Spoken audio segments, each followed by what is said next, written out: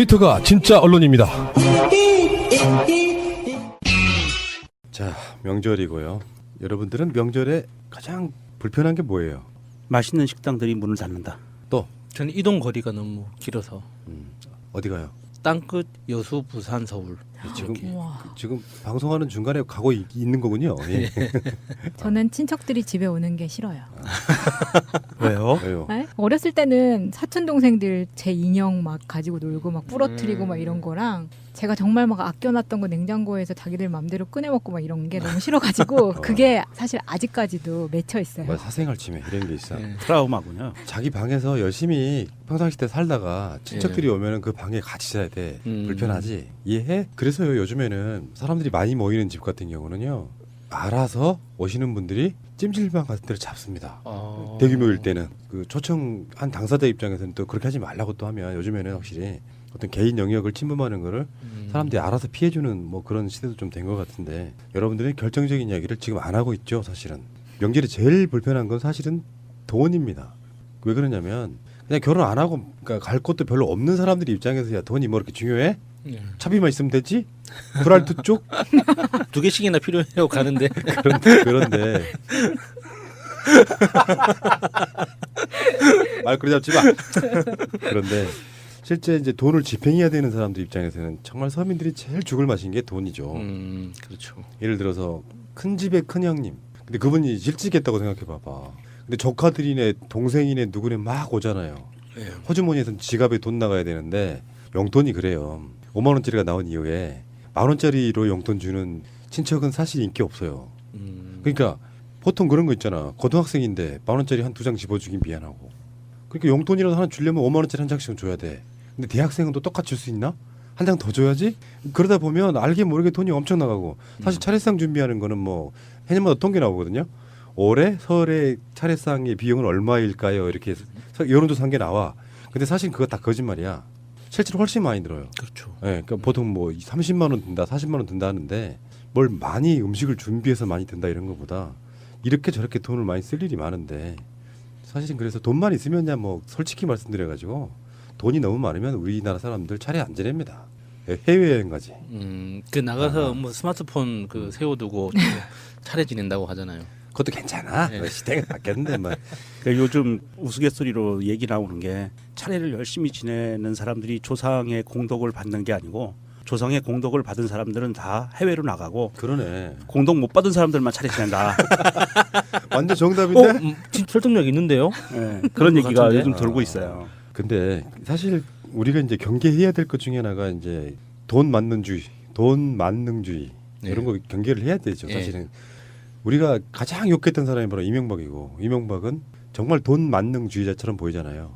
돈을 위해서라면 뭐든지 하겠소 이런 스타일이고 그렇지만 현실적으로 존재하는 돈 그게 우리한테 어떤 의미를 갖고 있는지를 한번 여러분들의 그 생각들이랄까 이런 거 한번 들어보겠습니다. 잠시 후에 오겠습니다. 자, 좀 전에 들으셨던 광고도 여러분들 돈이랑 연관이 있습니다. 제가 나름대로 내린 결론 중에 하나는 이거예요. 내가 숨 쉬는 것에서 사실 돈이 들어가요. 알고 보면. 내가 전에 그런 이야기 한 적 있다 그랬잖아요. 고등학생쯤 되는 친구들한테 그런 이야기를 한 적이 있어요. 네가 움직이는데 돈 든다 그랬더니 애들이 하는 말은 차 안 타고 걸어가는데요? 그게 아니다. 네. 네가 입고 있는 옷, 네. 네가 지금 에너지를 쏟는 그 에너지, 신발을 닳기도 하고 네가 오늘 신었던 양말을 빠는 데 들어가는 비용들. 네. 걸어 다니는 것도 다 비용 자체인 거예요. 알고 네. 보면. 그 비용이 미미해서 그렇지. 그 돈이라는 것이 사실 있으면 좋고 없으면 없는 대로 산다. 이게 보통 우리 없는 사람들의 이야기예요. 그러니까 사실 현대의 평범한 서민들한테는 돈은 여우에게 신포도 같은 거예요. 유소부화에 나오는 신포도. 돈이 있는 사람 입장에서야 와, 내 돈 있으니까라고 이야기할 수 있지만 돈 없는 사람들은 항상 그렇게 말하죠. 저 포도는 쉴 거야. 그러니까 자꾸 돈이 도덕적으로 많이 벌면 안 돼. 그래서 기본적으로 돈은 버는 것보다 어떻게 잘 쓰느냐가 중요해. 기부해. 이게 첫 번째고 두 번째는 돈이 많으면 인간이 피폐해져라고 예서 심포도 취급한다 이거죠. 근데 그런 거 다 떼고 그런 쓸데없는 계급장 떼고 솔직하게 한번 인간의 욕망을 한번 드러내보자. 이게 내 생각이에요. 첫 번째 질문 한번 드려볼게요. 여러분들한테. 여러분들이 생각하는 부자, 우리나라에서 부자는 어느 정도 있어야 부자일까요를 논리 정연하게 설명해 보세요. 꼭 논리가 정연해야 됩니까? 네. 대충 감으로 때려 잡으면 감으로 될까요? 때려 잡으면은 내가 편집할 거예요. 부자라는 것의 정의를 정하기 전에 그 이전에 또 돈이라는 거에 대한 정의가 필요하잖아요. 돈이라는 게 뭐예요? 우리가 흔히 생각할 때 돈은 곧 5만 원짜리 지폐, 만 원짜리 지폐인 화폐를 얘기하잖아요. 그런데 엄연하게 보면 돈이라는 것은 화폐하고 등치시키는 게 아니고요. 돈은 가치거든요. 내가 물건을 살 수 있는 가치를 얼만큼 갖고 있느냐. 사실은 자본주의 사회에서 가장 중요한 아주 핵심적인 요인이에요. 그런데 우리가 그 잘못된 교육으로 내지는 권력자들의 의도된 교육으로 돈은 곧 지폐야, 화폐야 이렇게 교육을 받고 자랐거든요. 그래서 돈이라는 가치가 무엇을 뜻하는지가 우리가 먼저 알아야 되고요. 그 가치가 곧 화폐냐 아니다라는 거거든요. 그러면 우리가 지금 이제 푸나님이 얘기한 얼마만큼 있어야 부자냐? 그거는 화폐를 얘기를 하는 거거든요. 아주 좁은 의미의 돈. 말꼬리 잡기 없기. 아니 근데 이거는 확실하게 하고 넘어가야 그러니까 돼요. 철학적인 건 다 제하자고. 그러니까 이상적인 건 제하고. 그거는 그렇게 해놓고 화폐로서 우리가 얼마만큼 갖고 있어야 부자일 그렇지. 것이냐. 그 이명박이스러운 생각으로 돈에 노예가 한번 돼보자고요. 이 시간 동안 솔직하게 깨놓고 얼마 정도 돼야 부자인 것 같아요. 마차님부터 한번 여쭤볼게요. 마차님, 나는 얼마 정도 있으면 내가 부자라고 말할 수 있겠다. 여기서 잠깐 망설이니까 팟캐스트 하다 보면요 비리의 규모 때문에 우리가 좀 너무 인플레가 돼 있는 게 있어요. 그래서 빨리 현실로 돌아와야 돼. 뭐 몇 조 이렇게 이야기하실 필요는 없고 진짜 내가 이 정도 있으면 나는 솔직히 돈 욕심 안 부릴 것 같아 하는 그 금액. 많으면 많을수록 좋다는 생각은 하지 않습니다.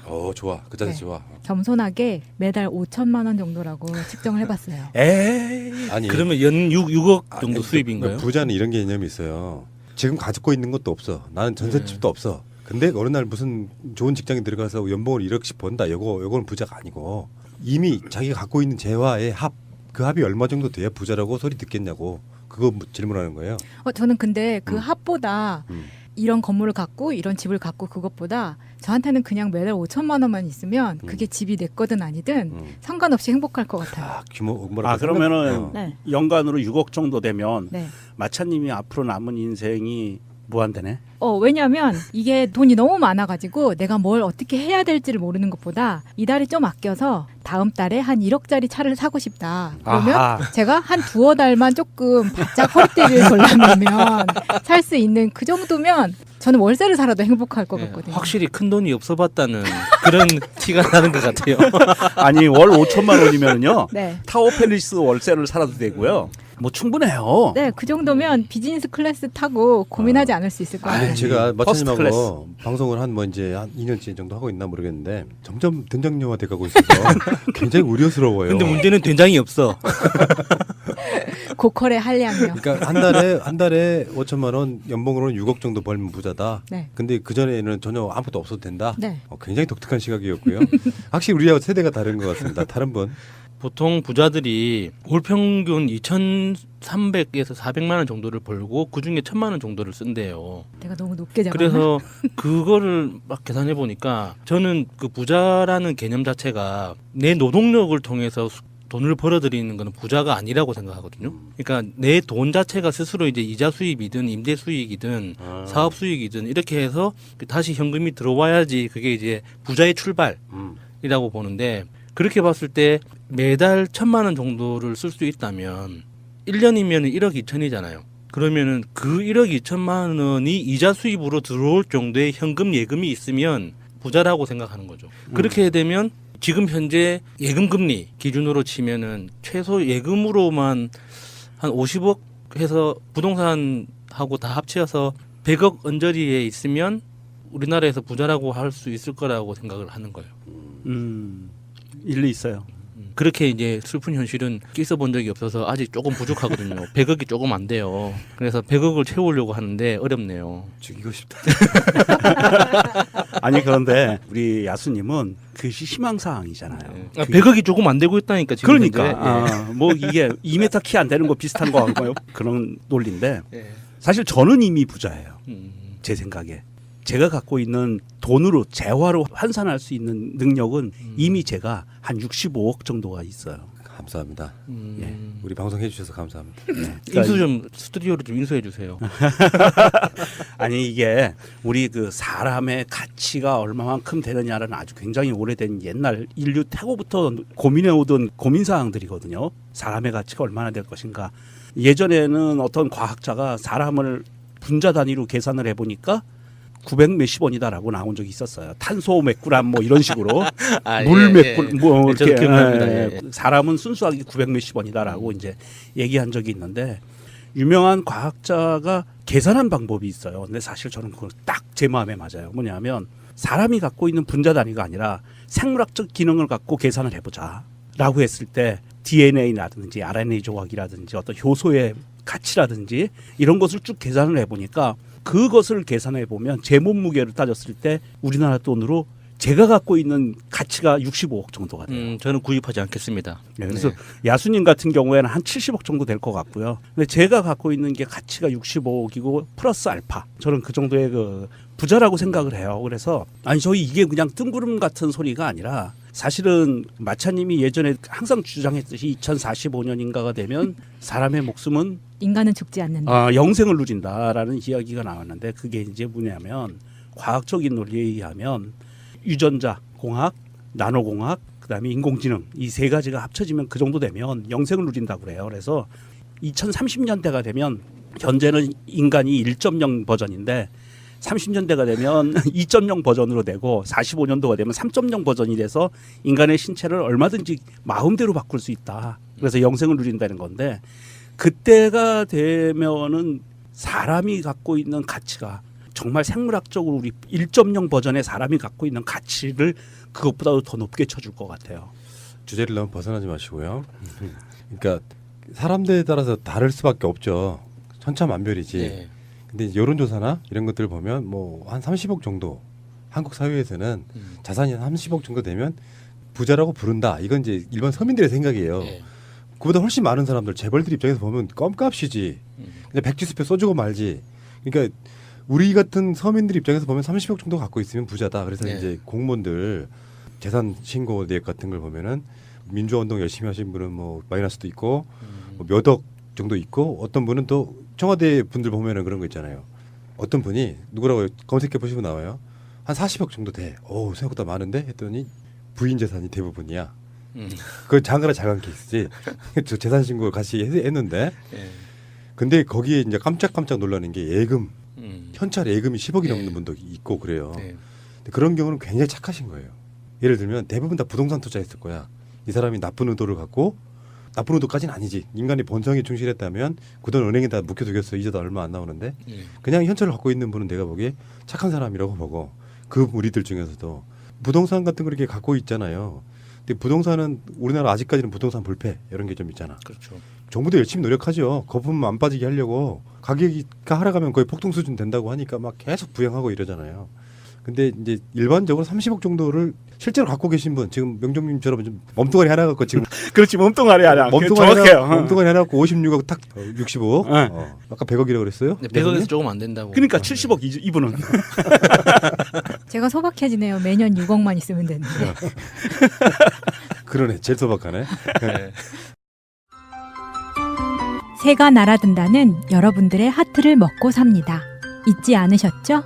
에피소드 제목을 누르고 플레이가 되면 오른쪽 위에 하트를 꾹 눌러주세요. 오늘도 감사합니다. 근데 솔직히 현실로 돌아와 봅시다. 우리가 뭐 억억 하는데 솔직히 말씀드려서 네. 현찰 1억 본 적 있는 사람. 현찰 1억. 아, 저는 본 적이 있습니다. 20대 때. 네. 그때 1억 이상? 예, 좀 그 일찍 사업을 시작하면서 이렇게 큰 돈들을 좀 본 경험은 있어요. 현찰로? 예. 명정님 뭐? 네, 뭐 현찰로 1억 정도를 만져봤죠. 저는 수표 1억 본 적 있어요. 근데 실제로 요즘에는 다 은행 거래를 하기 때문에 네. 현찰을 갖고 있을 이유가 사실 거의 별로 없잖아요. 그러니까 요즘은 현금 보는 것 자체가 좀 신기한 거죠. 예. 뭐 현찰을 막 메고 다니고 예. 실제로 막 그 007 가방에다가 그러니까 현찰이 통용될 때는 비리밖에 없는 거예요. 예. 은행 기록 안 남기려고 사과 박스 같은데 더구나 5만 원짜리 나왔으니 얼마나 좋아요. 사과 박스 5개 분량의 10,000원짜리를 한 박스 분량에 담는다고 하니까 엄청 이동성이나 이런 게 편해진 예. 거잖아요. 예. 현찰로 이런 보는 거 사실은 되게 허무해요. 저도 많이 봤을 거 아니에요. 사업했으니까 예. 그 당시만 해도 예. 현찰 지급해야 돼서 예. 5만 원짜리 100개 그거 500만 원이죠. 그 20다발. 그게 20다발이면 1억인 거예요. 얼마 안 돼. 예. 아이고 속으로 생각했어. 만 원짜리는 그리고 엄청 많을 것 같은데 예. 5만 원짜리 1억 딱 보면 에휴, 별거 아닌데 이거 이런 생각이 드는 거죠. 근데 실제로 자기가 쓸 수 있는 돈, 그러니까 지금 부동산 같은 걸로 묶여 있는 거 요거 말고 그런 부자도 있잖아요. 하우스푸어 같은 부자. 집은 엄청 비싼데 그렇죠. 막상 수입이 없어가지고 예. 사는 건 거의 뭐 다이소급으로 사는. 다이소급. 그러니까 그런데 실제로 돈이 정말 필요하다고 느낄 때들이 인간적인 고백 한번 들어보고 싶어요. 그러니까 내가 마음은 부자잖아요. 나 같은 사람 진짜 마음은 부자야. 가짜는 새끼들 내가 언론 재벌인데 씨 이렇게 생각하지만 현실은 가끔씩 망박할 때가 있는데 정말 돈이 필요하다고 느낄 때 한 번씩 한번 들어보겠습니다. 돈이 정말 절실했을 때, 그러니까 정말 부자가 되고 예. 싶다 이럴 때. 부자가 되고 싶다는 생각이 들 때는 최근에 주진우 기자가 그 MB 관련한 서류 증거들을 굉장히 많이 확보했는데 아무도 언론이 움직여주지 않고 있잖아요. 거기에 다스의 25% 정도의 지분이 지금 기획재정부에 공탁이 돼 있잖아요. 그 상속세 대신에 이제 현물 납입한 걸로. 그게 한 440억 정도 된다고 하더라고요. 시가로. 그걸 살 수 있으면 좋겠다. 그래서 최근 그런 움직임이 있거든요. 그거를 우리가 직접 펀드를 모아서 사버릴까 하는 이제 이런 논의가 있어요. 아 그러면 내가 돈 있으면 한 100억 정도 그냥 탁 꽂아버리면 좋겠다. 그러면은 나머지 그렇게 큰 돈이 한번 탁 꽂히고 나면은 그 사람들이 움직이잖아요. 그래서 이명박한테 정말 제대로 된 엿을 한번 일단 엿의 시작 이제 이런 생각을 한번 해본 적이 있어요. 이 양반이 지금 결혼 안 했다고 너무 공익적인 이야기를 하면 나머지 개인의 사사로운 욕망을 얘기한 사람 뭐가 돼? 그러니까 저는 그 큰 아직 돈을 기회가 가지고 있는 사람들이 도대체 돈을 어디다 쓰려고 하는 건지 좀 이해가 안 되는 게 대표적으로 이재용 씨 있죠. 8조 원이라 하잖아요. 현금으로만 수천억 정도 동원이 가능할 텐데 그 돈 어디다 쓰려고 하는 건지 좀 저는 이해가 안 돼요. 예. 그런 분들 돈 쓰는 방법 중에 단적인 거 하나 가르쳐 드릴까요? 저기 그 최태원 회장 같은 이런 재벌급들 총수가 룸사롱을 가잖아요. 예. 그럼 강남에 가면 간판 없는 룸사롱이 있어요. 거기를 한 명이 들어가면 통째로 문을 다 닫아버려요. 그렇게 써요. 그렇게 해봤자 그것도 뭐 얼마 안 돼요. 해봤자 뭐 몇천만 원이지. 그러니까 한 방에. 예. 그러니까 그게 뭐 하룻밤에 몇천만 원 그것도 하루 이틀이지. 그 매일도 그렇게 놀아봤자 맞아, 재미가 거라, 없잖아요. 거라. 몸이 안 따라주는데. 그러니까 그런 식으로 매사의 모든 예. 행위들이 그런 식으로 이어지기 때문에 그 사람들은 돈이 그것도 부족한 거예요. 이건희 회장이 이제 쓰러지기 전에 그 여자분들 오라 그래가지고 예. 한 명당 500만 원씩 줬나요? 예. 그때 당시에? 아, 그건 너무 치졸했어. 너무 쌌어. 네가 뭐를 해줘서 내가 많이 행복했다.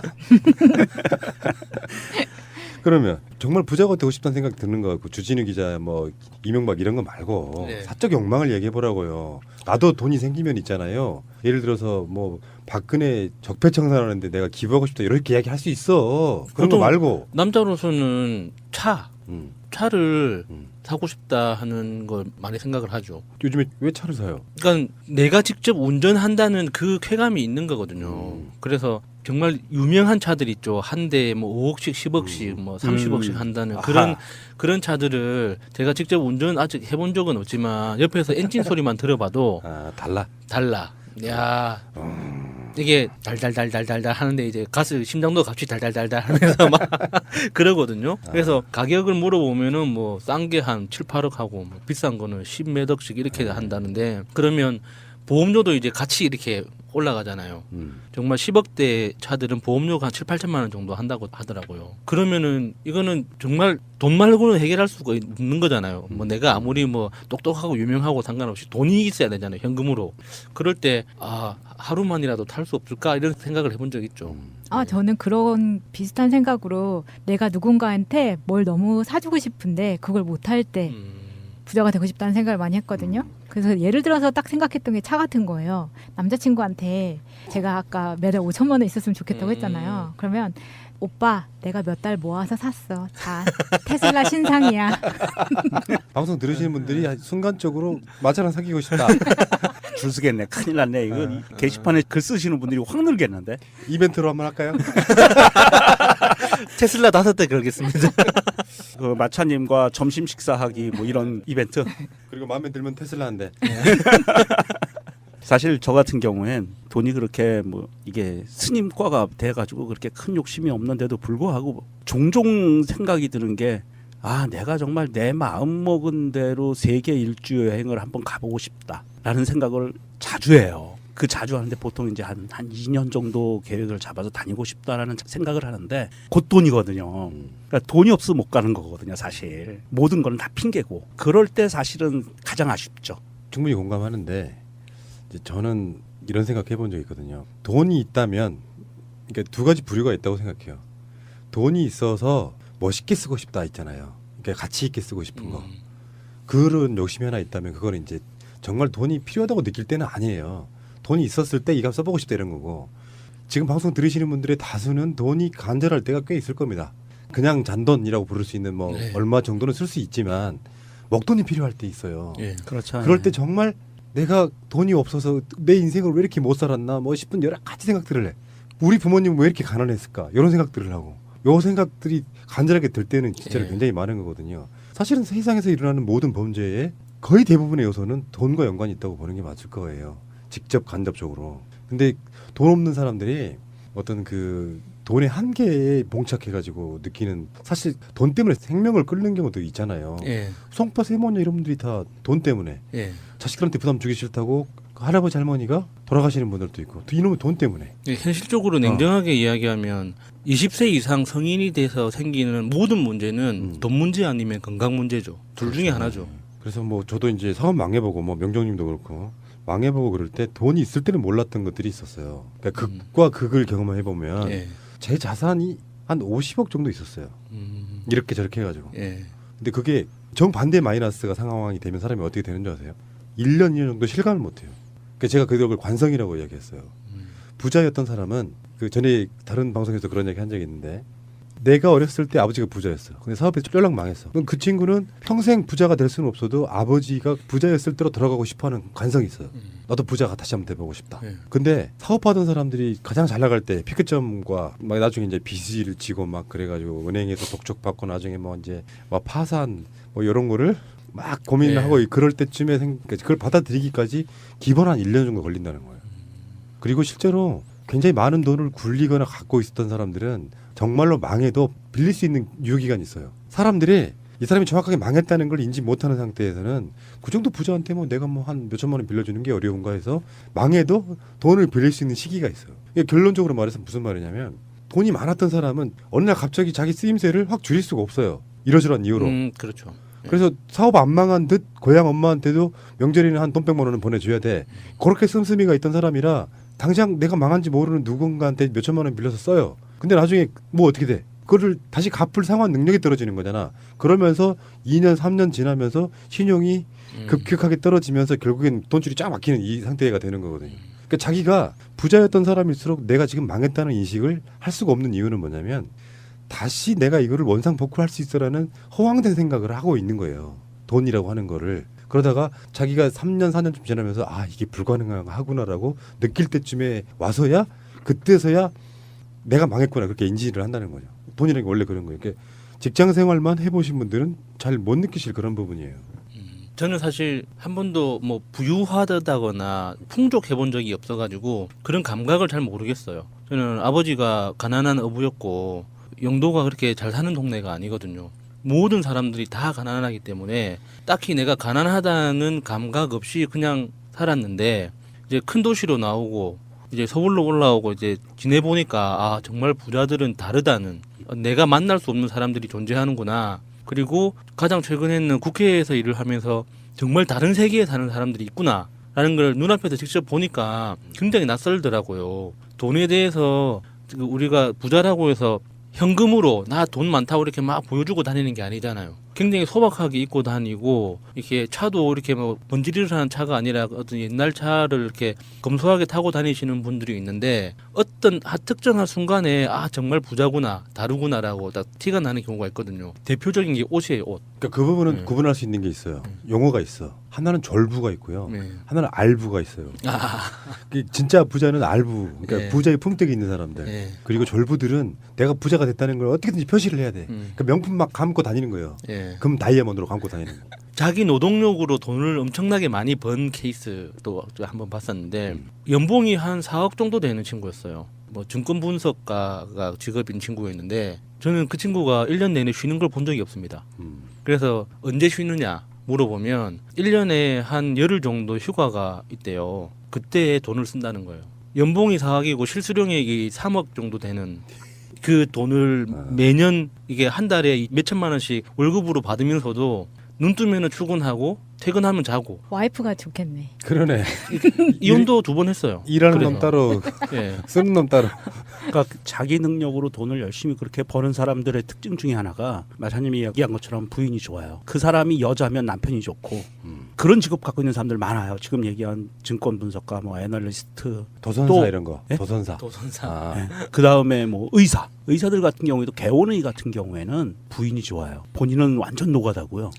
맞아요. 왜 돈 버는지 궁금해요. 예, 돈 버는 기계예요, 그냥. 실제로 저도 그러니까 오래된 부자가 몸에 배어서 오히려 예. 겸손하게 사는 사람들이 있어요. 예. 그런 부자들은 실제로 뭐 연말 같은 때 어려운 이웃 돕기 하자고 돈 잘 내놓는 분들 꽤 계시고요. 예. 문제는 졸부예요. 대표적으로 이제 왜 그 강남 이야기 하잖아요. 예.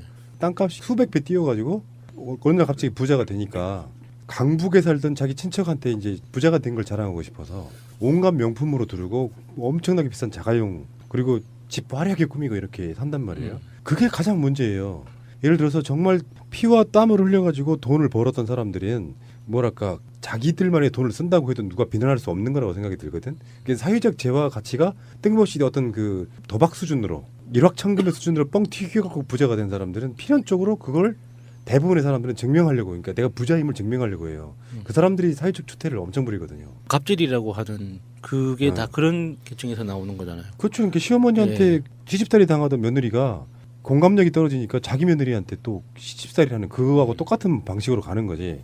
문제는 이제 얘기가 좀 셌는데 돈이라는 게 정말 없어 본 사람이라는 게 저도 밑바닥까지 가봤잖아요. 정말 단돈 몇만 원. 일상생활에서는 단돈 몇천 원 때문에 어떤 죽음의 충동을 느끼는 경우. 예를 들면 뭐 그 장발장 일화 같은 건데 네. 정말 필요해서 뭔가 담배 한 갑 사고 싶은데 담배 한 갑 살 돈이 내 수중에 없을 때 예.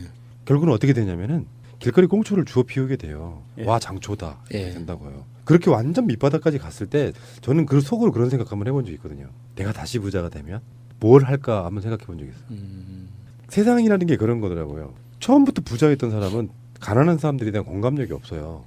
그래서 부잣집 딸내미가 쓴 일기장이 그렇게 쓰여 있다 그랬죠.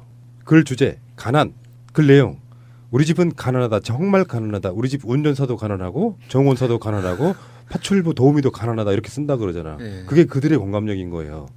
실제로 완전 밑바닥까지 가본 사람은 나는 최소한 그 정도 됐던 사람이 어느 날 다시 부자가 된다고 하면 사회적 소외된 사람들한테 외면하지는 않을 것 같아요. 왜냐하면 그게 눈에 보여요. 그러니까 저랑 같이 다녀본 사람들은 그 느낌을 알 텐데 그냥 지나가는 경우도 있고 그런데 이게 딱 느껴보면 어떤 느낌이 드냐면 저 사람이 이 순간에 뭔가 굉장히 갈구하는 게 느껴져서 그냥 지나갈 수가 없어요. 이 사람은 구걸하고 싶지가 않아가지고 어떤 물건 허접한 거를 길거리에서 팔고 있어.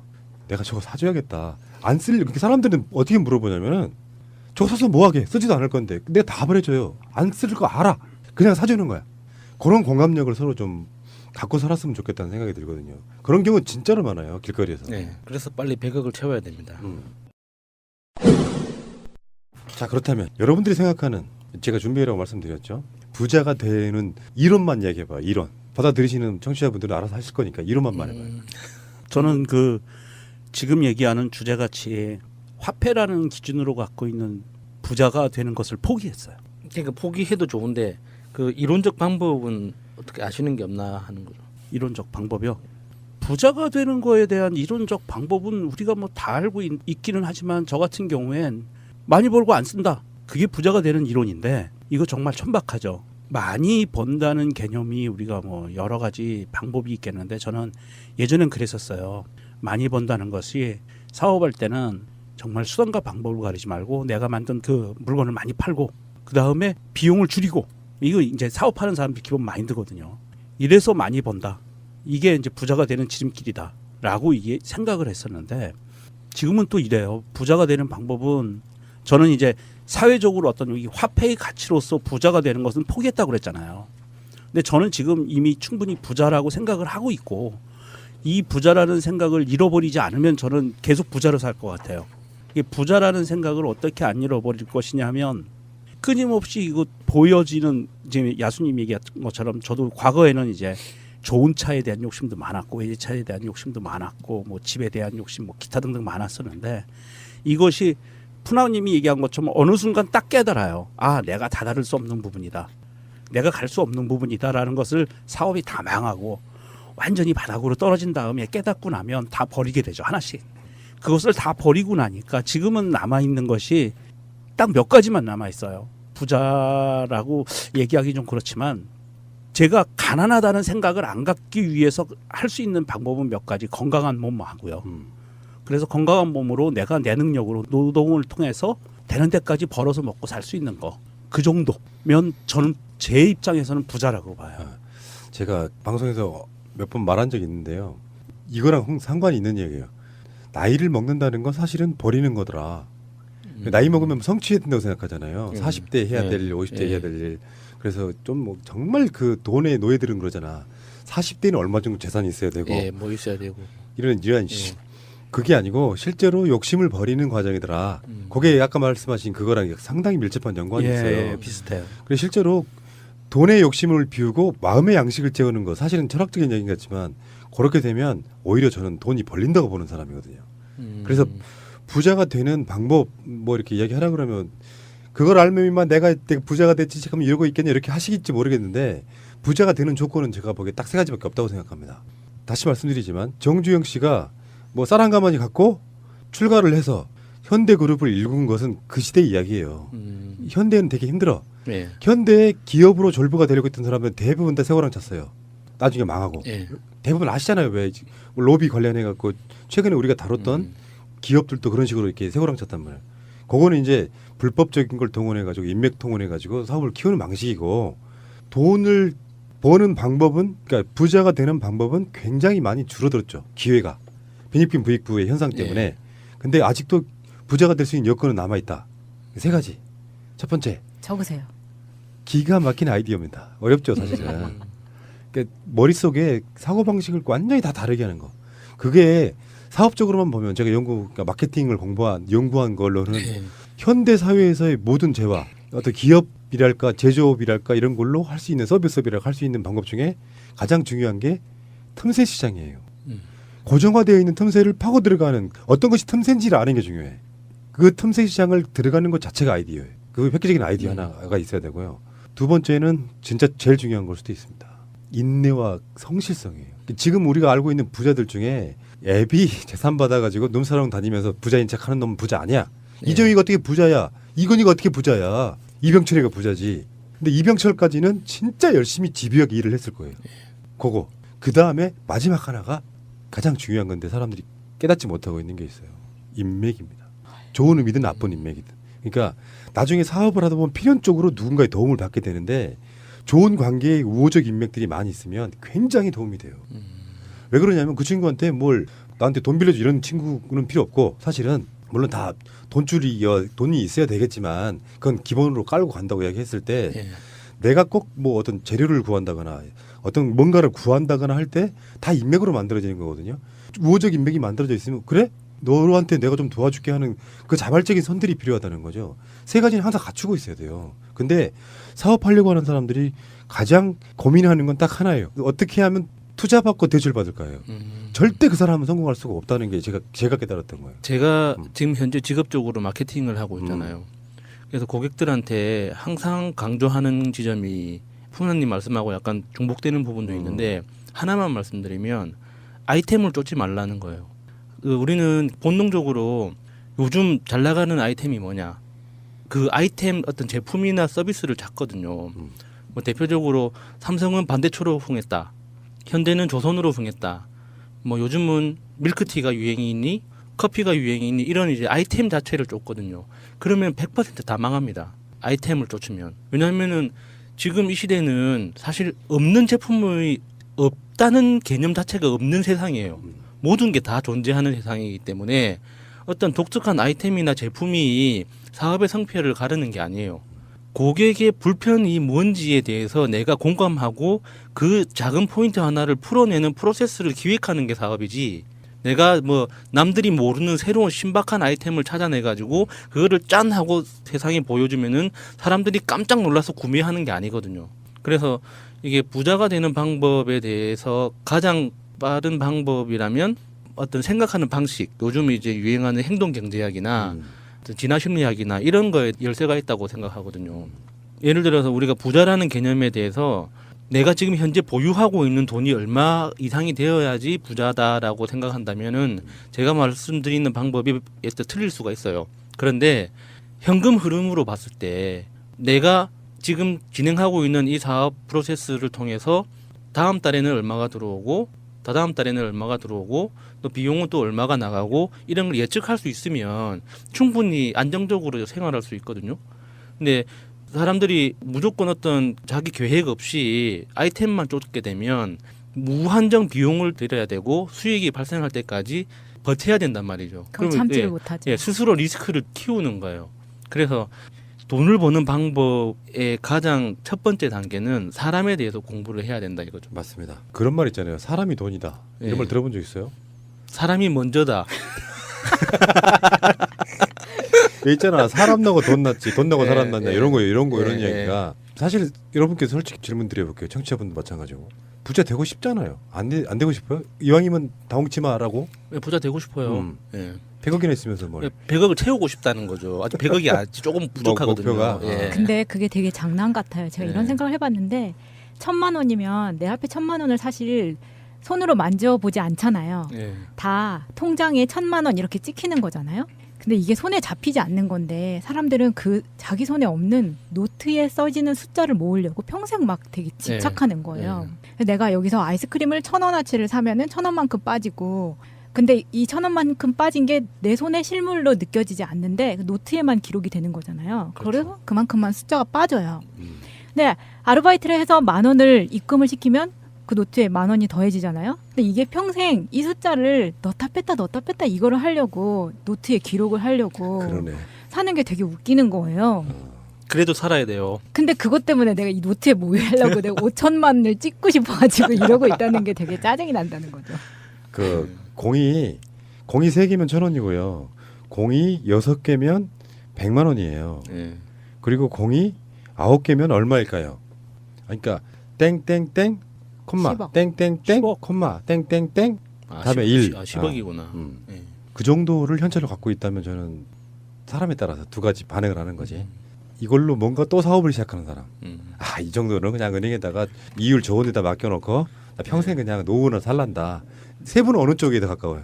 한 달에 그러니까 1,000만 원씩만 써도 8년 정도 쓰는 돈이에요. 그렇죠. 10억이면 그러니까 어떻게 하시겠냐고. 10억이 지금 현찰로 어찌어찌해서 들어왔어. 그런 상상 많이 하는데요. 만약에 10억이 딱 들어오면 변호사 사무실이나 안 그러면은 그 프라이빗 뱅킹 하는데 맡겨요. 맡겨가지고 알아서 쓰고 매달 250에서 300만 원 정도를 정기적으로 이렇게 입금해라? 꼽도록 그렇게 하면은 한 25년에서 30년 정도는 그 연금 나오거든요. 복권인데 예. 그런 방식으로 해놓고 제가 하고 싶은 걸 하고 다니는 거죠. 아, 뭐 그러니까- 사업을 하든 놀든 그 돈으로. 예. 그러니까 그 돈을 더 굴려가지고 내가 사업해야겠다 이런 생각은 없다. 저는 사업을 하는데 돈이 있어야 사업을 할 수 있다고 생각하지는 편은 아. 아니에요. 그러니까 어떤 아이디어나 사람들하고 이제 사업 기획을 하고 이런 일이 더 재밌기 때문에 그리고 놀러 다닐 수도 있죠. 여행을 하고. 그런데 이게 내가 몸을 건강하기만 하다면 여행하는데 큰 돈이 필요한 건 아니거든요. 그렇죠. 예, 그러니까 이제 그렇게 하면서 이제 해외에 나가서 이제 여자친구도 꼬시고, 그러니까 이제 큰 돈이 살림도 필요하다니까. 차리고, 이제 그러면 거기에서 또 뭐 장사를 하든 뭐 하든 매달 나오는 걸 미천으로 해서 또 다른 판을 꾸려봐야 되는 거죠. 이게 돈이 없어도 그 뭐든지 할 수 있잖아요. 야수님은 사실 책임질 자식도 없고 네. 그러니까 사실 굉장히 자유로운 영혼이라 난 저렇게 음. 말할 수 있는 게 너무 부럽다고. 아, 내가 또 무개념으로 얘기했던 거예요. 그러니까 봐봐. 아이 좋아. 봐봐요. 나는 어떤 사회적 관계에 있어서 포스트예요. 내가 포스트인 경우 많아. 예, 본인은 내가 보기에 포스트인데 달라붙는 게 거의 없는 포스트고. 예, 예를 들어서 나는 뭐 결혼한 사람 입장에서 예. 가족과의 관계, 예. 하다못해 새가 날아든다의 관계, 음, 또 뭐 친척 이런 관계들이 다 있단 말이에요. 근데 예. 내가 만약에 그 포스트로서 능력이 있다면 돈이 좀 많다면 할 수 있는 게 너무 많아요. 사적 개인적으로 쓰는 거 말고도 예를 들어서 내가 망할 때 그런 경험이 한 번 있었어요.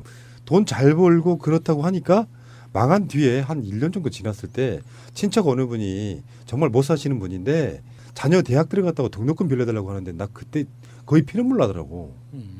그럴 때 그런 생각 들지 않아요. 그냥이라도 줄 수 있는데 옛날 같으면. 그러니까 오기가 생기는 거예요. 근데 내가 그 상황을 그분한테 이렇게 돼서 상황을 말해야 되는 상황이라는 게 정말 힘들더라고. 그러니까 10억을 생기면은 또 결국에는 또 돈 맡겨가지고 그걸로 사업도 아니고 뭘 연금도 아니고 뭐 어쩌자는 거예요. 그거. 그냥 쓴다는 거죠. 마차님 한번 10억 지금 입금됐어. 저는 코스피 우량주를 매입하겠습니다. 주식 거구나. 네. 삼성전자.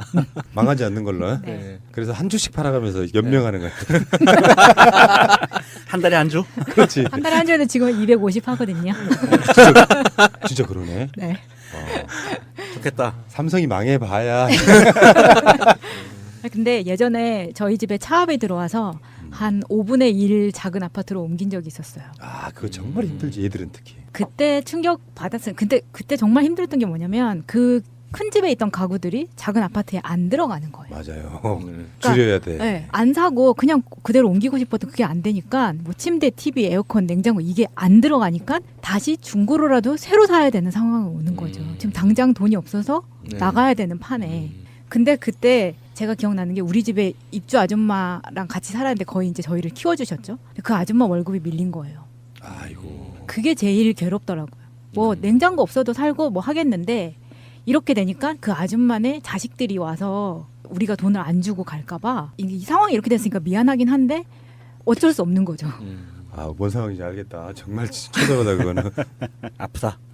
저한테는 한 10억이 생기면은요. 첫 번째 빚 갚기. 뭘 갚어 파산하라니까. 10억이 생겼는데 어떻게 파산을 해요? 아니 파산하고 그 10억을 받으라고. 파산하고 10억 받으면 그러면 첫 번째 파산할 때는 공공의 빚을 파산하는 거니까 내 주위 아는 사람들한테 빌린 빚 갚기. 그건 갚아야지. 그러니까 기업이나 뭐 은행 상대는 통일이 돼. 1번. 어쨌든 1번 빚 갚기. 2번은 새날을 지상으로 끌어올려서 햇빛을 받고 방송하게 해주기. 아 그건 내가 하려고 했는데 왜 본인이 해요? 나의 꿈이에요. 이게 실소유주가 되는 거야 그게. 그러고 싶어. 비선 실세로 등극하려고. 10억 중에서 그 빚 갚고 나면 한 1억 빠지니까 9억 남으면 한 8억 정도로 조그만 빌딩을 하나 사서 녹음실을 지상으로 올려주기. 그리고 그리고 하지 말고. 일층, 내가 할게. 1층에는 맛있는 커피숍을 하나 내놓고 그거 거기 수익이 좋다. 발생할 거 아니야. 거기 매니저로 마차님을 고용하기. 제가 그렇게 싸게 보여요? 아니 모액이 싸다니. 월급을 5천만 원 주면 될 거 아니에요. 그러니까 월급 5천만 원 주면 되잖아. 감사합니다. 제가 생각이 짧았네요. 그리고 남은 돈으로 해외여행 가기. 저분도 이혼하시더니 굉장히 프리해졌어. 가족을 위해 하는 게 하나도 없네. 아니 뭐 가족이 어디 있어요? 그러니까 일단 내가 첫 번째 빚 갚기 이게 가족한테 빚 갚는 거예요. 나는 좀 약간 달라요. 만약에 10억 원이 그러니까 선량한 돈이야. 불법적인 돈은 아니고. 예를 들어서 이런 거지. 로또 2등. 뭐 그럴 수 있고. 나는 그런 경우인 것 같아요. 좀 불안한 거야. 아직도 사실 불안한 상황이잖아요. 어떻게 보면 이게 언제 끝날지도 몰라. 그래서 내가 만약에 이 순간에 없어지더라도 아이가 대학교 갈 수 있는 정도의 돈은 그냥 놔두고 싶어요. 이 정도 돈은 있으면 학비 걱정은 안 하고 대학교 졸업할 수 있게끔. 그 후에 나머지 부분들은 사적인 욕망들이 사실 저도 별로 없는 편이거든요. 끼익 해봐야 이런 거야. 뭐. 그래서 다이소의 매니아가 됐잖아요. 그러니까 일상적으로 다이소를 물건 사려고 가는 사람이 아니에요. 잘 보면. 머리 식히려고 다이소를 가요. 아이템 생각하려고. 그러니까 물건 아이템이 아니라 그만큼 다양한 물건들이 있는 어떤 공간에 가서 온갖 상상들을 한다는 거예요. 근데 그런 느낌을 갖고 살면서 이럴 때 있잖아. 나는 솔직히 말씀드려가지고요. 뭐 그 목돈 들어가는 거 빼고 내 통장 안에 현찰 50만 원만 있으면 되게 만족해하는 스타일이에요. 그러니까 뭐 이렇게 막 뭔가를 지불하고 이럴 때 있어서 돈은 많이 필요할지 모르겠는데 잡스럽게 내가 쓸 수 있는 돈에 50만 원을 쓸 일은 사실 없어요. 그리고 커피값 지불하고 밥값 내고 뭐 다이소에서 한 4, 5천 원어치 물건 사고 나오는 재미로 사는 거야. 근데 그 생활이 계속 지속만 될 수 있다면 나머지는 솔직히 저는 그런 거 있잖아요. 막 그 사람과 사람 사이에 진짜 가난한 사람만이 알고 있는 가난한 모습들을 금방 발견할 수 있거든요. 저 사람이 어떤 행동을 할 때 정말 돈이 없구나. 그래서 예를 들면 친구들끼리 식사하는데 자기가 돈 안 내고 싶어가지고 이 사람이 온 게 밖으로 빠지거나 이렇게 한 어떤 모습들 보이잖아요. 그러면 그거를 욕하면 안 돼. 나보다 많이 갖고 있을지라도 이 사람은 가난한 사람인 거예요. 돈을 안 내려고 하면. 그러면 상대방을 편하게 해주는 거예요. 뭐 이 새끼 내가 돈 낸다고. 그러면서 느끼는 그 행복을 느낄 수 있어야만 진정한 부자인 거예요. 아깝다가 아니라 내가 50만 원밖에 없고 걔 통장에는 1,000만 원이 있어도 내가 더 부자인 거예요. 나 부자 맞아요 그럼. 그렇지. 저는 10억 맡겨놓고 제가 매월 받는 250만 원 중에 50만 원은 현금으로 드릴게요. 용돈으로. 뭐 그렇게 행복하시다면 뭐 그 정도 못 하겠습니까?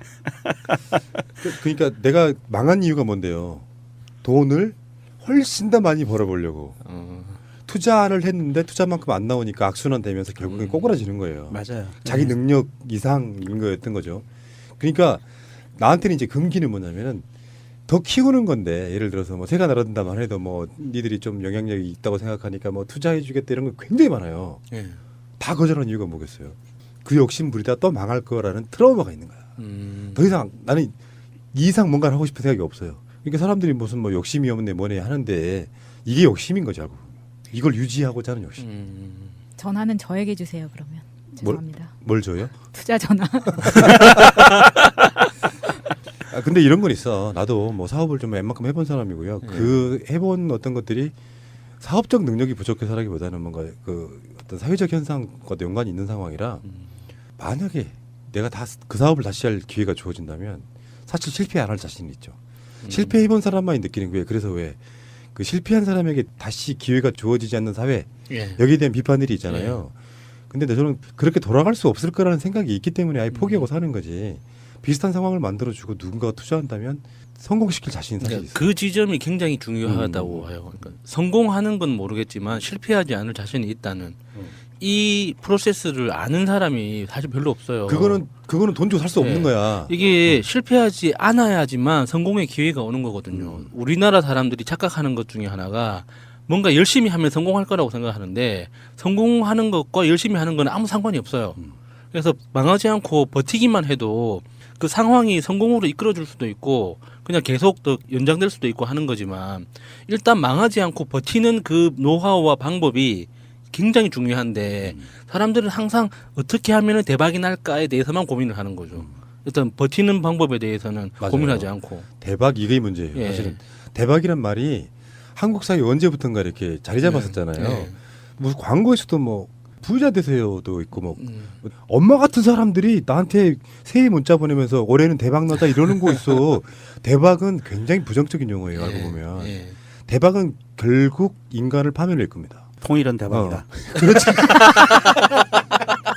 저 양반 대박이네. 그러니까 통일은 대박이다가 쪽박이 됐죠. 헐 대박. 그러니까 일상의 감정보다 훨씬 더 상식 이상으로 상상 초월하게 이득을 낸다는 건 인간성의 파멸을 가져온다고. 예. 그 사람한테만 그런 게 아니고요. 봐보세요. 내 주위에 사는 가까운 친구가 있는데 어느 날 로또 대박을 맞았어. 그래서 한 3, 40억 현찰이 생겼다고 생각해봐. 내가 일할 맛이 나겠어요? 그 대박이라고 하는 건 그 사람을 파멸로 이끌 뿐만 아니라 주위 사람들까지 살고 싶은 마음 안 들게 만든다고. 아 그러면 로또 1등을 맞으면 숨겨야 되는 거구나. 당연하죠. 그러면서 술을 많이 살면 돼요. 아 술을 친구들 만났을 때 1년에 한두 번 만나는 놈을 다다리 불러내서 고급 술집에 데리고 가가지고 비싼 술 사주세요. 그러니까 내가 새날 녹음실을 지상으로 끌어올려준다니까요. 티 안 근데 내고. 이런 건 있어. 여기 너무 오랫동안 적응해가지고 이게 시설이 좋아지면 헝그리 정신이 안 나올 것 같아. 아니, 파이팅이 안 나올 것 요거 뜯어다 그대로 붙이면 되죠. 같아. 에이. 사실은요. 그러니까 지금 녹음한 정도가 돈에 관한 이야기의 이풀기 정도였을 거예요. 예. 나중에 진짜로 진지한 이야기, 속에서 하고 싶은 이야기는 아직 나오지도 않았을 겁니다. 그 이야기는 시간이 되면 다시 하시기로 하시고요. 제가 느끼는 감정은 이런 거예요. 초반에 그런 말씀 드렸잖아요. 돈에 관한 뻔한 이야기는 안 하고 싶다. 나 부르기토끼 하고 싶다. 이런 건 다 빼자고. 예. 돈 생기면 그건 당연히 해야 되는 거야. 일종의 세금 같은 거야. 돈 벌었는데 부르기토끼 안 하는 새끼가 이상한 새끼지. 한국 사회가 워낙에 그런 걸 안 하는 부자들이 많다 보니 나 돈 벌면 부르기토끼 할 거라고 말하는 게 당연한 거야. 그건 당연히 사회적 의무로 써야 돼요. 법으로 정해져 있지는 않더라도. 돈이 생기면은 진짜 저는 그런 얘기는 하고 싶어요. 그 새가 날아든다고 갖고 있는 특수성을 여러분들 잘 모르실 겁니다. 저만 아는 거. 그러니까 사회적 공감력에 있어 갖고 약자들과의 인터뷰 같은 걸 너무 많이 해가지고 약자가 사회적으로 갖는 위치에 대한 저의 개념이 있다고 생각을 하거든요. 약자. 근데 약자라는 게 대부분 다 돈에 있어서 약자예요. 또 알고 보면. 그렇죠. 네. 특히 자본주의 사회에서는 예. 그 돈의 약자들한테 돈을 쥐어주는 방식으로는 절대 내 돈의 가치가 높아지는 게 아니에요. 목숨 부지해야 되는 사람들, 굶고 있는 아이들, 예. 그런 경우는 기부하는 것이 굉장히 효과적인 건 맞는데 예를 들어서 사업이 잘 안 되고 있는 영세 자영업자한 돈을 보태준다고 그래서 그분들이 그걸로 사업 일어설 수 있을까요? 차라리 공짜로 광고해 주는 게 낫지. 근데 저는 그런 개념이라는 게 좀 있다고 보고, 그래서 사회적 약자들에게 기부하겠다는 막연한 생각을 버리고요. 돈을 갖고 있는 사람들이 내가 부자가 되겠다는 욕심을 일단 가지라는 이야기를 해주고 싶은 거예요. 돈 갖지도 못한 사람들이 돈 갖지도 않았는데 난 돈 벌면 불이익 할까 이거 빼고 나는 진짜 부자가 되고 싶다는 생각을 갖고 뛰어든다는 거지. 옛날보다 어려워진 건 사실이죠. 분명히 사실인 건 맞습니다. 근데 아직도 기회는 있다고 봐요. 대박은 줄어들었을지언정 내가 한 달에 벌던 100만 원, 200만 원보다 그러니까 10배, 20배 정도 돈 벌 수 있는 기회는 아직도 있어요. 그게 다운하는 사회에 내가 적응하지 못하고 있는 거지. 다만 한국 시스템만 바꾸면 됩니다. 뭐냐? 이 사람 아이디어만 하나만 가지고 은행이 그 아이디어를 사서 사업 성공할 때까지 투자해주는 정도의 한국 시스템만 바꾸면 돼요. 네. 동감하십니까? 네. 특히 우리나라 은행 너무 아쉬운 게 많습니다. 아. 예. 푸른나무님이 얘기한 대로 보충해서 좀 말씀을 드리면 이 자본주의 사회에서는요 한 국가 단위에서 움직이는 재화 돈의 총량은 정해져 있어요. 그렇지. 이게 마음대로 늘어날 수가 없는 거거든요. 그렇기 때문에 내가 대박을 냈다 내지는 내가 안 부자였는데 부자가 됐다. 돈으로서의 부자가 됐다라고 하는 것은 다른 사람이 갖고 갈 수 있는 기회가 나한테 온 거거든요. 그 기회를 내가 가져왔다는 그런 의미를 두고 그 기회를 못 가져간 사람들한테 베풀 수 있는 거 이게 사실은 가장 공정한 돈의 사용법이에요. 전 그렇게 봅니다. 오케이, 알겠습니다. 추석인데요. 아마 돈이 없어서 고향 못 내려가시거나 가까운 일가 친척 분들한테 선물 못 하신 분들 꽤 있을 거라고 생각이 들고요. 팟캐스트야 뭐 핸드폰만 있고 와이파이만 있으면 얼마나 들으실 수 있으니까 좀 외롭게 지내시는 분들도 계실 거고 또 혼술 드시는 뭐 명절에 그런 분도 계실 거라고 생각이 드는데 일단 마음부터 부자가 돼야죠. 마음 부자가 일단 되고 나서 찾아보면 저는 기회는 있다고 생각하는 사람이거든요. 좀 어렵겠죠. 생각보다는 쉽게 나는 것은 대박이지 그게 성공이 아니라고 저는 보는 예, 사람이라 예. 자 힘들 내시고요. 명절이 끝나고 나면 나는 정말 무엇으로 돈을 벌 것인가 다시 한번 더 본인들 생각을 좀 해보시고 돈 많이 버신 뒤에는 당연히 아까 제가 말씀드린 것처럼 좋은 일에 쓸 수 있는 사람도 저는 우리 쪽 분들의 모든 마음이라고 생각합니다. 자 남은 명절 시간 잘 보내시기 바라겠습니다. 고맙습니다. 고퀄의 한량이요. 그러니까 한 달에 5천만 원 연봉으로는 6억 정도 벌면 부자다. 네. 근데 그 전에는 전혀 아무것도 없어도 된다. 네. 굉장히 독특한 시각이었고요. 확실히 우리하고 세대가 다른 것 같습니다. 다른 분. 보통 부자들이 월 평균 2,300에서 400만 원 정도를 벌고 그중에 1,000만 원 정도를 쓴대요. 내가 너무 높게 잡았나? 그래서 그거를 막 계산해 보니까 저는 그 부자라는 개념 자체가 내 노동력을 통해서 돈을 벌어들이는 거는 부자가 아니라고 생각하거든요. 그러니까 내 돈 자체가 스스로 이제 이자 수입이든 임대 수익이든 사업 수익이든 이렇게 해서 다시 현금이 들어와야지 그게 이제 부자의 출발이라고 보는데 그렇게 봤을 때 매달 1,000만 원 정도를 쓸 수 있다면 1년이면 1억 2천이잖아요.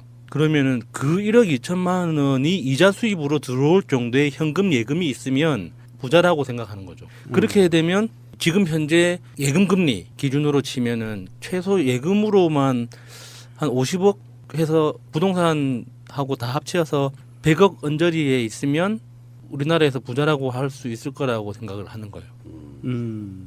일리 있어요. 그렇게 이제 슬픈 현실은 끼써 본 적이 없어서 아직 조금 부족하거든요. 100억이 조금 안 돼요. 그래서 100억을 채우려고 하는데 어렵네요. 죽이고 싶다. 아니 그런데 우리 야수님은 그것이 희망사항이잖아요. 100억이 조금 안 되고 있다니까 지금 그러니까 현재. 뭐 이게 2m 키 안 되는 거 비슷한 거 같고요. 그런 논리인데 예. 사실 저는 이미 부자예요. 음. 제 생각에 제가 갖고 있는 돈으로 재화로 환산할 수 있는 능력은 이미 제가 한 65억 정도가 있어요. 감사합니다. 예. 우리 방송 해주셔서 감사합니다. 인수 좀 스튜디오로 좀 인수해 주세요. 아니 이게 우리 그 사람의 가치가 얼마만큼 되느냐라는 아주 굉장히 오래된 옛날 인류 태고부터 고민해 오던 고민 사항들이거든요. 사람의 가치가 얼마나 될 것인가. 예전에는 어떤 과학자가 사람을 분자 단위로 계산을 해보니까 900 몇십 원이다라고 나온 적이 있었어요. 탄소 몇 그램 뭐 이런 식으로 물 몇 그램 뭐 네, 저도 이렇게 기억납니다. 예. 사람은 순수하게 900 몇십 원이다라고 이제 얘기한 적이 있는데 유명한 과학자가 계산한 방법이 있어요. 근데 사실 저는 그걸 딱 제 마음에 맞아요. 뭐냐면 사람이 갖고 있는 분자 단위가 아니라 생물학적 기능을 갖고 계산을 해보자라고 했을 때 DNA라든지 RNA 조각이라든지 어떤 효소의 가치라든지 이런 것을 쭉 계산을 해보니까 그것을 계산해 보면 제 몸무게를 따졌을 때 우리나라 돈으로 제가 갖고 있는 가치가 65억 정도가 돼요. 저는 구입하지 않겠습니다. 네, 그래서 야수님 같은 경우에는 한 70억 정도 될 것 같고요. 근데 제가 갖고 있는 게 가치가 65억이고 플러스 알파. 저는 그 정도의 그 부자라고 생각을 해요. 그래서 아니 저희 이게 그냥 뜬구름 같은 소리가 아니라 사실은 마차님이 예전에 항상 주장했듯이 2045년인가가 되면 사람의 목숨은 인간은 죽지 않는다. 영생을 누린다라는 이야기가 나왔는데 그게 이제 뭐냐면 과학적인 논리에 의하면 유전자 공학, 나노공학, 그다음에 인공지능 이 세 가지가 합쳐지면 그 정도 되면 영생을 누린다고 그래요. 그래서 2030년대가 되면 현재는 인간이 1.0 버전인데 30년대가 되면 2.0 버전으로 되고 45년도가 되면 3.0 버전이 돼서 인간의 신체를 얼마든지 마음대로 바꿀 수 있다. 그래서 영생을 누린다는 건데 그때가 되면은 사람이 갖고 있는 가치가 정말 생물학적으로 우리 1.0 버전의 사람이 갖고 있는 가치를 그것보다도 더 높게 쳐줄 것 같아요. 주제를 너무 벗어나지 마시고요. 그러니까 사람들에 따라서 다를 수밖에 없죠. 천차만별이지. 네. 근데 이제 여론조사나 이런 것들을 보면 뭐 한 30억 정도 한국 사회에서는 자산이 한 30억 정도 되면 부자라고 부른다. 이건 이제 일반 서민들의 생각이에요. 네. 그보다 훨씬 많은 사람들 재벌들 입장에서 보면 껌값이지. 근데 백지수표 써주고 말지. 그러니까 우리 같은 서민들 입장에서 보면 30억 정도 갖고 있으면 부자다. 그래서 네. 이제 공무원들 재산 신고 내역 같은 걸 보면은 민주화 운동 열심히 하신 분은 뭐 마이너스도 있고 뭐 몇 억 정도 있고 어떤 분은 또 청와대 분들 보면은 그런 거 있잖아요. 어떤 분이 누구라고 검색해 보시면 나와요. 한 40억 정도 돼. 오 생각보다 많은데 했더니 부인 재산이 대부분이야. 그 장가라 작은 케이스지. 저 재산 신고를 같이 했는데 네. 근데 거기에 이제 깜짝깜짝 놀라는 게 예금 음. 현찰 예금이 10억이 네. 넘는 분도 있고 그래요. 네. 근데 그런 경우는 굉장히 착하신 거예요. 예를 들면 대부분 다 부동산 투자했을 거야. 이 사람이 나쁜 의도를 갖고 나쁜 의도까지는 아니지. 인간이 본성에 충실했다면 그 돈 은행에다 묵혀두겠어. 이자도 얼마 안 나오는데 네. 그냥 현찰을 갖고 있는 분은 내가 보기에 착한 사람이라고 보고 그 우리들 중에서도 부동산 같은 거 이렇게 갖고 있잖아요. 근데 부동산은 우리나라 아직까지는 부동산 불패 이런 게 좀 있잖아. 그렇죠. 정부도 열심히 노력하죠. 거품 안 빠지게 하려고 가격이가 하락하면 거의 폭등 수준 된다고 하니까 막 계속 부양하고 이러잖아요. 근데 이제 일반적으로 30억 정도를 실제로 갖고 계신 분 지금 명정님처럼 좀 몸뚱아리 하나 갖고 지금 그렇지 몸뚱아리 하나. 몸뚱아리 하나 갖고 56억 탁 65억 네. 아까 100억이라고 그랬어요? 네, 100억에서 조금 안 된다고. 그러니까 70억 이분은. 제가 소박해지네요. 매년 6억만 있으면 되는데. 그러네 제일 소박하네. 네. 새가 날아든다는 여러분들의 하트를 먹고 삽니다. 잊지 않으셨죠? 에피소드 제목을 누르고 플레이가 되면 오른쪽 위에 하트를 꼭 눌러주세요. 오늘도 감사합니다. 근데 솔직히 현실로 돌아와 봅시다. 우리가 뭐 억억 하는데 솔직히 말씀드려서 예. 현찰 1억 본 적 있는 사람 현찰 1억. 저는 본 적이 있습니다. 20대 때. 네. 네. 1억 이상? 예, 좀 그 일찍 사업을 시작하면서 이렇게 큰 돈들을 좀 본 경험은 있어요. 현찰로? 예. 명정님 뭐? 네, 뭐 현찰로 1억 정도는 만져봤죠. 저는 수표 1억 본 적 있어요.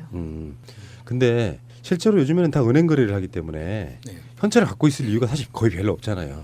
그러니까 요즘은 현금 보는 것 자체가 좀 신기한 거죠. 예. 뭐 현찰을 막 메고 다니고 예. 실제로 막 그 007 가방에다가 그러니까 현찰이 통용될 때는 비리밖에 없는 거예요. 예.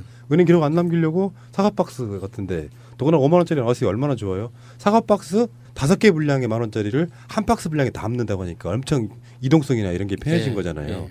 현찰로 이런 보는 거 사실은 되게 허무해요. 저도 많이 봤을 거 아니에요. 사업했으니까 그 당시만 해도 예. 현찰 지급해야 돼서 예. 5만 원짜리 100개 그거 500만 원이죠. 그 20다발. 그게 20다발이면 1억인 거예요. 얼마 안 돼. 예. 아이고 속으로 생각했어. 만 원짜리는 그리고 엄청 많을 것 같은데 예. 5만 원짜리 1억 딱 보면 에휴, 별거 아닌데 이거 이런 생각이 드는 거죠. 근데 실제로 자기가 쓸 수 있는 돈, 그러니까 지금 부동산 같은 걸로 묶여 있는 거, 요거 말고 그런 부자도 있잖아요. 하우스푸어 같은 부자. 집은 엄청 비싼데 그렇죠. 막상 수입이 없어가지고 예. 사는 건 거의 뭐 다이소급으로 사는. 다이소급. 그러니까 그런데 실제로 돈이 정말 필요하다고 느낄 때들이 인간적인 고백을 한번 들어보고 싶어요. 그러니까 내가 마음은 부자잖아요. 나 같은 사람 진짜 마음은 부자야. 가짜는 새끼들 내가 언론 재벌인데 씨 이렇게 생각하지만 현실은 가끔씩 망박할 때가 있는데 정말 돈이 필요하다고 느낄 때 한 번씩 한번 들어보겠습니다. 돈이 정말 절실했을 때, 그러니까 정말 부자가 되고 예. 싶다 이럴 때. 부자가 되고 싶다는 생각이 들 때는 최근에 주진우 기자가 그 MB 관련한 서류 증거들을 굉장히 많이 확보했는데 아무도 언론이 움직여주지 않고 있잖아요. 거기에 다스의 25% 정도의 지분이 지금 기획재정부에 공탁이 돼 있잖아요. 그 상속세 대신에 이제 현물 납입한 신발을 닳기도 하고 네가 오늘 신었던 양말을 빠는 데 들어가는 비용들. 예. 걸어 다니는 것도 다 비용 자체인 거예요. 알고 예. 보면. 그 비용이 미미해서 그렇지. 그 돈이라는 것이 사실 있으면 좋고 없으면 없는 대로 산다. 이게 보통 우리 없는 사람들의 이야기예요. 그러니까 사실 현대의 평범한 서민들한테는 돈은 여우에게 신포도 같은 거예요. 이소부화에 나오는 신포도. 돈이 있는 사람 입장에서는야 와, 내 돈 있으니까라고 이야기할 수 있지만 돈 없는 사람들은 항상 그렇게 말하죠. 저 포도는 쉴 거야. 그러니까 자꾸 돈이 도덕적으로 많이 벌면 안 돼. 그래서 기본적으로 돈은 버는 것보다 어떻게 잘 쓰느냐가 중요해. 기부해. 이게 첫 번째고 두 번째는 돈이 많으면 인간이 피폐해져라고 예서 심포도 취급한다 이거죠. 근데 그런 거 다 떼고 그런 쓸데없는 계급장 떼고 솔직하게 한번 인간의 욕망을 한번 드러내보자. 이게 내 생각이에요. 첫 번째 질문 한번 드려볼게요. 여러분들한테. 여러분들이 생각하는 부자, 우리나라에서 부자는 어느 정도 있어야 부자일까요를 논리 정연하게 설명해 보세요. 꼭 논리가 정연해야 됩니까? 네. 대충 감으로 때려 잡으면 감으로 될까요? 때려 잡으면은 내가 편집할 거예요. 부자라는 것의 정의를 정하기 전에 그 이전에 또 돈이라는 거에 대한 정의가 필요하잖아요. 돈이라는 게 뭐예요? 우리가 흔히 생각할 때 돈은 곧 5만 원짜리 지폐, 만 원짜리 지폐인 화폐를 얘기하잖아요. 그런데 엄연하게 보면 돈이라는 것은 화폐하고 등치시키는 게 아니고요. 돈은 가치거든요. 내가 물건을 살 수 있는 가치를 얼만큼 갖고 있느냐. 사실은 자본주의 사회에서 가장 중요한 아주 핵심적인 요인이에요. 그런데 우리가 그 잘못된 교육으로 내지는 권력자들의 의도된 교육으로 돈은 곧 지폐야, 화폐야 이렇게 교육을 받고 자랐거든요. 그래서 돈이라는 가치가 무엇을 뜻하는지가 우리가 먼저 알아야 되고요. 그 가치가 곧 화폐냐 아니다라는 거거든요. 그러면 우리가 지금 이제 푸나님이 얘기한 얼마만큼 있어야 부자냐 그거는 화폐를 얘기를 하는 거거든요. 아주 좁은 의미의 돈. 말꼬리 잡기 없기. 아니 근데 이거는 확실하게 하고 넘어가야 그러니까 돼요. 철학적인 건 다 제하자고. 그러니까 이성적인 건 제하고. 그거는 그렇게 해놓고 화폐로서 우리가 얼마만큼 갖고 있어야 부자일 그렇지. 것이냐. 그 이명박이스러운 생각으로 돈의 노예가 한번 돼보자고요. 이 시간 동안 솔직하게 깨놓고 얼마 정도 돼야 부자인 것 같아요. 마차님부터 한번 여쭤볼게요. 마차님, 나는 얼마 정도 있으면 내가 부자라고 말할 수 있겠다. 여기서 잠깐 망설이니까 팟캐스트 하다 보면요 비리의 규모 때문에 우리가 좀 너무 인플레가 돼 있는 게 있어요. 빨리 현실로 돌아와야 돼. 뭐 몇 조 이렇게 이야기하실 필요는 없고 진짜 내가 이 정도 있으면 나는 솔직히 돈 욕심 안 부릴 것 같아 하는 그 금액. 많으면 많을수록 좋다는 생각은 하지 않습니다. 좋아. 그 자세 네. 좋아. 겸손하게 매달 5천만 원 정도라고 측정을 해봤어요. 에이 아니 그러면 연 6억 정도 아니, 수입인가요? 부자는 이런 개념이 있어요. 지금 가지고 있는 것도 없어. 나는 전셋집도 없어. 근데 어느 날 무슨 좋은 직장에 들어가서 연봉을 1억씩 번다. 요거는 부자가 아니고 이미 자기가 갖고 있는 재화의 그 합이 얼마 정도 돼야 부자라고 소리 듣겠냐고 그거 질문하는 거예요. 저는 근데 그 합보다 음. 이런 건물을 갖고 이런 집을 갖고 그것보다 저한테는 그냥 매달 5천만 원만 있으면 그게 집이 내 거든 아니든 상관없이 행복할 것 같아요. 규모 뭐라 그러면은 네. 연간으로 6억 정도 되면 네. 마차님이 앞으로 남은 인생이 무한대네. 왜냐하면 이게 돈이 너무 많아가지고 내가 뭘 어떻게 해야 될지를 모르는 것보다 이달에 좀 아껴서 다음 달에 한 1억짜리 차를 사고 싶다. 그러면 아하. 제가 한 두어 달만 조금 바짝 허리띠를 돌려놓으면 살 수 있는 그 정도면 저는 월세를 살아도 행복할 것 예, 같거든요. 확실히 큰 돈이 없어봤다는 그런 티가 나는 것 같아요. 아니 월 5천만 원이면요 네. 타워 팰리스 월세를 살아도 되고요. 뭐 충분해요. 네, 그 정도면 비즈니스 클래스 타고 고민하지 않을 수 있을 것 같아요. 제가 퍼스트 마차님하고 방송을 한 이제 한 2년째 정도 하고 있나 모르겠는데 점점 된장녀화 돼가고 있어서 굉장히 우려스러워요. 근데 문제는 된장이 없어. 걸로. 그게 한 440억 정도 된다고 하더라고요. 시가로. 그걸 살 수 있으면 좋겠다. 그래서 최근 그런 움직임이 있거든요. 그거를 우리가 직접 펀드를 모아서 사버릴까 하는 이제 이런 논의가 있어요. 그러면 내가 돈 있으면 한 100억 정도 그냥 다 꽂아버리면 좋겠다. 그러면은 나머지 그렇게 큰 돈이 한번 탁 꽂히고 나면은 그 사람들이 움직이잖아요. 그래서 이명박한테 정말 제대로 된 엿을 한번 어떤 엿의 시작 이제 이런 생각을 한번 해본 적이 있어요. 이 양반이 지금 결혼 안 했다고 너무 공익적인 이야기를 하면 나머지 개인의 사사로운 욕망을 얘기하는 사람 뭐가 돼? 그러니까 저는 그 큰 아직 돈을 기가- 가지고 있는 사람들이 도대체 돈을 어디다 쓰려고 하는 건지 좀 이해가 안 되는 게 대표적으로 이재용 씨 있죠. 8조 원이라 하잖아요. 현금으로만 수천억 정도 동원이 가능할 텐데 그 돈 어디다 쓰려고 하는 건지 좀 저는 이해가 안 돼요. 예. 그런 분들 돈 쓰는 방법 중에 단적인 거 하나 가르쳐 드릴까요? 저기 그 최태원 회장 같은 이런 재벌급들 총수가 룸사롱을 가잖아요. 예. 그럼 강남에 가면 간판 없는 룸사롱이 있어요. 거기를 한 명이 들어가면 통째로 문을 다 닫아버려요. 그렇게 써요. 그렇게 해봤자 그것도 뭐 얼마 안 돼요. 해봤자 뭐 몇천만 원이지. 그러니까 한 방에 예. 그러니까 그게 뭐 하룻밤에 몇천만 원 그것도 하루 이틀이지. 그 매일도 그렇게 놀아봤자 맞아, 재미가 거라, 없잖아요. 거라. 몸이 안 따라주는데. 그러니까 그런 식으로 매사의 모든 예. 행위들이 그런 식으로 이어지기 때문에 그 사람들은 돈이 그것도 부족한 거예요. 이건희 회장이 이제 쓰러지기 전에 그 여자분들 오라 그래가지고 예. 한 명당 500만 원씩 줬나요? 예. 그때 당시에? 아, 그건 너무 치졸했어. 너무 쌌어. 네가 뭐를 해줘서 내가 많이 행복했다. 그러면 정말 부자가 되고 싶다는 생각이 드는 거 같고 주진우 기자 뭐 이명박 이런 거 말고 네. 사적 욕망을 얘기해 보라고요. 나도 돈이 생기면 있잖아요. 예를 들어서 뭐 박근혜 적폐청산하는데 내가 기부하고 싶다 이렇게 이야기할 수 있어. 그런 거 보통- 말고. 남자로서는 차를 음. 사고 싶다 하는 걸 많이 생각을 하죠. 요즘에 왜 차를 사요? 그러니까 내가 직접 운전한다는 그 쾌감이 있는 거거든요. 그래서 정말 유명한 차들 있죠. 한 대에 뭐 5억씩, 10억씩, 뭐 30억씩 한다는 아하. 그런 차들을 제가 직접 운전 아직 해본 적은 없지만 옆에서 엔진 소리만 들어봐도 아 달라. 달라. 야 이게 달달달달달달 하는데 이제 가스 심장도 같이 달달달달 하면서 막 그러거든요. 그래서 가격을 물어보면은 뭐 싼 게 한 7, 8억 하고 뭐 비싼 거는 10몇 억씩 이렇게 한다는데 그러면 보험료도 이제 같이 이렇게 올라가잖아요. 정말 10억대 차들은 보험료가 한 7, 8천만 원 정도 한다고 하더라고요. 그러면은 이거는 정말 돈 말고는 해결할 수가 없는 거잖아요. 뭐 내가 아무리 뭐 똑똑하고 유명하고 상관없이 돈이 있어야 되잖아요. 현금으로. 그럴 때 하루만이라도 탈 수 없을까 이런 생각을 해본 적 있죠. 저는 그런 비슷한 생각으로 내가 누군가한테 뭘 너무 사주고 싶은데 그걸 못할 때 부자가 되고 싶다는 생각을 많이 했거든요. 그래서 예를 들어서 딱 생각했던 게 차 같은 거예요. 남자친구한테 제가 아까 매달 5천만 원 있었으면 좋겠다고 했잖아요. 그러면 오빠 내가 몇 달 모아서 샀어. 자 테슬라 신상이야. 방송 들으시는 분들이 순간적으로 마차랑 사귀고 싶다. 줄 서겠네. 큰일 났네. 이거 게시판에 글 쓰시는 분들이 확 늘겠는데. 이벤트로 한번 할까요?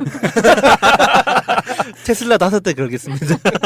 그 마차님과 점심 식사하기 뭐 이런 이벤트. 그리고 마음에 들면 테슬라 한대. 사실 저 같은 경우엔 돈이 그렇게 뭐 이게 스님과가 돼가지고 그렇게 큰 욕심이 없는데도 불구하고 종종 생각이 드는 게 내가 정말 내 마음 먹은 대로 세계 일주 여행을 한번 가보고 싶다라는 생각을 자주 해요. 그 자주 하는데 보통 이제 한 2년 정도 계획을 잡아서 다니고 싶다. 트위터가 진짜 언론입니다. 자 명절이고요. 여러분들은 명절에 가장 불편한 게 뭐예요?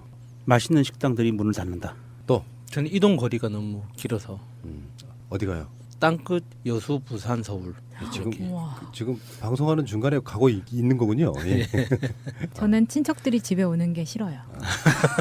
왜요? 왜요? 네? 어렸을 때는 사촌 동생들 제 인형 막 가지고 놀고 막 부러뜨리고 막 이런 거랑 제가 정말 막 아껴놨던 거 냉장고에서 자기들 맘대로 꺼내 먹고 막 이런 게 너무 싫어가지고 그게 사실 아직까지도 맺혀 있어요. 뭐 사생활 침해 이런 게 있어. 네. 트라우마군요. 자기 방에서 열심히 평상시 때 살다가 친척들이 오면은 그 방에 같이 자야 돼. 불편하지. 이해해? 그래서요 요즘에는 사람들이 많이 모이는 집 같은 경우는요 알아서 오시는 분들이 찜질방 같은 데를 잡습니다.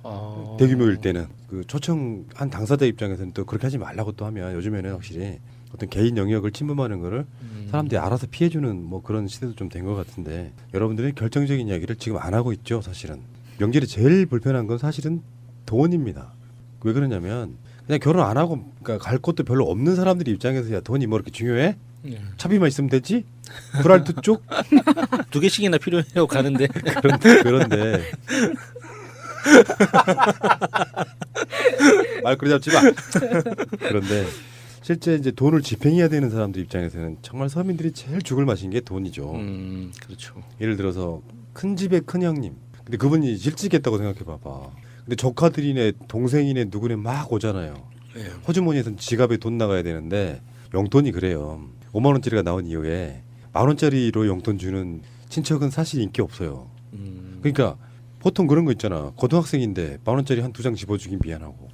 그러니까 용돈이라도 하나 주려면 5만 원짜리 한 장씩은 줘야 돼. 근데 대학생은 또 똑같이 줄 수 있나? 한 장 더 줘야지. 그러다 보면 알게 모르게 돈이 엄청 나가고 사실 차례상 준비하는 거는 뭐 해년마다 통계 나오거든요. 올해 설의 차례상의 비용은 얼마일까요? 이렇게 여론조사 한 게 나와. 근데 사실 그거 다 거짓말이야. 실제로 훨씬 많이 들어요. 그렇죠. 예, 그러니까 보통 뭐 30만 원 든다, 40만 원 든다 하는데 뭘 많이 음식을 준비해서 많이 든다 이런 것보다 이렇게 저렇게 돈을 많이 쓸 일이 많은데 사실은 그래서 돈만 있으면야 뭐 솔직히 말씀드려가지고 돈이 너무 많으면 우리나라 사람들 차례 안 지냅니다. 예, 해외여행 가지. 그 나가서 뭐 스마트폰 그 세워두고 또 차례 지낸다고 하잖아요. 그것도 괜찮아. 네. 시대가 바뀌었는데 뭐. 그러니까 요즘 우스갯소리로 얘기 나오는 게 차례를 열심히 지내는 사람들이 조상의 공덕을 받는 게 아니고 조상의 공덕을 받은 사람들은 다 해외로 나가고 그러네. 공덕 못 받은 사람들만 차례 지낸다. 완전 정답인데. 진짜 설득력 있는데요? 네, 그런 얘기가 같은데? 요즘 돌고 있어요. 근데 사실 우리가 이제 경계해야 될 것 중에 하나가 이제 돈 만능주의, 돈 만능주의 네. 이런 거 경계를 해야 되죠. 네. 사실은 우리가 가장 욕했던 사람이 바로 이명박이고 이명박은 정말 돈 만능주의자처럼 보이잖아요. 돈을 위해서라면 뭐든지 하겠소 이런 스타일이고 그렇지만 현실적으로 존재하는 돈 그게 우리한테 어떤 의미를 갖고 있는지를 한번 여러분들의 그 생각들이랄까 이런 거 한번 들어보겠습니다. 잠시 후에 오겠습니다. 자, 좀 전에 들으셨던 광고도 여러분들 돈이랑 연관이 있습니다. 제가 나름대로 내린 결론 중에 하나는 이거예요. 내가 숨 쉬는 것에도 사실 돈이 들어가요. 알고 보면. 내가 전에 그런 이야기 한 적이 있다 그랬잖아요. 고등학생쯤 되는 친구들한테 그런 이야기를 한 적이 있어요. 네가 움직이는데 돈 든다 그랬더니 애들이 하는 말은 차 안 타고 걸어가는데요? 그게 아니다. 예. 네가 입고 있는 옷, 예. 네가 지금 에너지를 쏟는 그 에너지